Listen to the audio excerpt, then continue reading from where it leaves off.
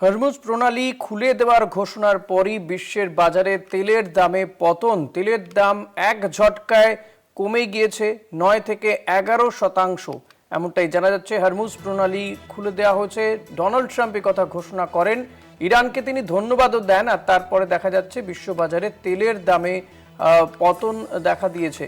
গোটা বিষয়টি বিস্তারিত জানবো। নিমাই পান্ডা রয়েছে আমার সঙ্গে নিউজ রুম থেকে। নিমাই, কি জানা যাচ্ছে? তাহলে কি আগামী দিনে ক্রুড অয়েলের দাম যেমন এইভাবে কমছে, আগামী দিনে জ্বালানি তেল আরও সাশ্রয় হবে? আমাদের দেশের দাম কি কমবে? এবং যেভাবে এখন সংকট দেখা দিচ্ছিল, সেটা কি ধীরে ধীরে এই সংকট কাটতে চলেছে? তাহলে দেখো ঋষিকেশ, এটা কিন্তু স্বস্তির খবর। এই হরমুজ প্রণালী, এই যে সংঘর্ষ বিরতি চলছে আমেরিকার সঙ্গে, আমেরিকা এবং ইসরায়েলের সঙ্গে ইরানের, এবং সেটা 14 দিনের তা চলছে, এবং তার মাঝখানে লেবাননে এই সংঘর্ষ বিরতি 14 দিনের জন্য বা 2 সপ্তাহের জন্য দুপক্ষ মেনে নেওয়ার পরেও ইরান এবং আমেরিকা, তখন কিন্তু দেখা যায় যে লেবাননে ইসরায়েল হামলা চালাতে শুরু করে এবং বেইরুট সহ বিভিন্ন জায়গায় তারা ধ্বংসলীলা চালায় কার্যত।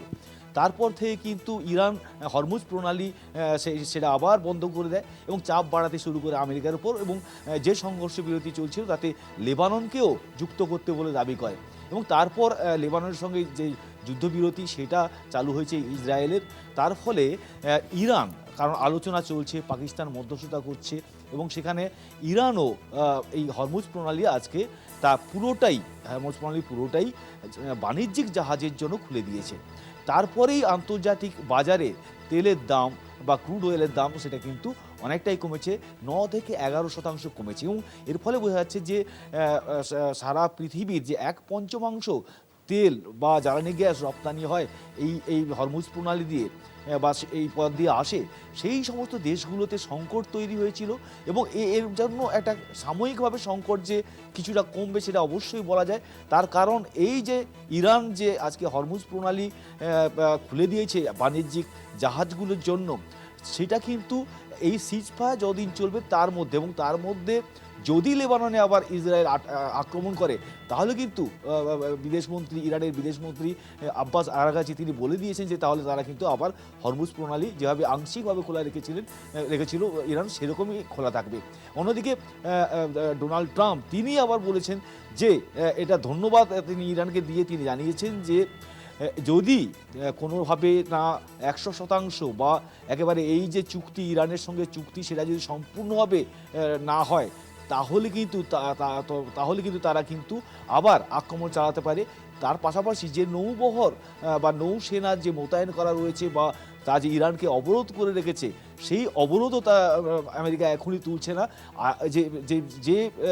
যে আলোচনা চলছে, সংঘর্ষ বিরতি শুধু নয়, যুদ্ধ থামার চুক্তির জন্য যে আলোচনা চলছে ইরানের সঙ্গে আমেরিকার, সেই আলোচনা সফল না হওয়া পর্যন্ত তারাও নৌ অবরোধ চালাবে, নৌসেনা দিয়ে অবরোধ চালাবে। অন্যদিকে ইরান আবার দাবি করছে যে তারা যদি দেখে যে লেবাননে ইসরায়েল আক্রমণ করছে আবার, তাহলে কিন্তু হরমুজ প্রণালী আবার বন্ধ করে দেবে। ফলে এটা আপাতত সিজ ফায়ার যেটা রয়েছে 14 দিনের, সেটার শেষ হওয়ার দিন পর্যন্ত।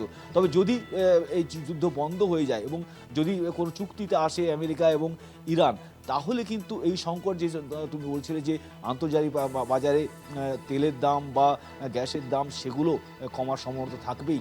যেমন আজকে হরমুজ প্রণালী খুলে দিতেই আন্তর্জাতিক বাজারে তেলের দাম ৯ থেকে ১১% কমে গিয়েছে।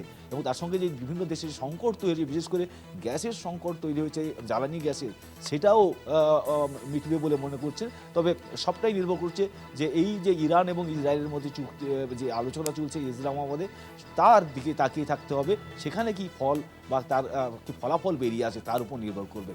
ধন্যবাদ, অনেক ধন্যবাদ নিমাই। কথা বলছিলাম আমাদের প্রতিনিধি নিমাই পান্ডার সঙ্গে, নিউজ রুম থেকে সরাসরি ছিলেন নিমাই।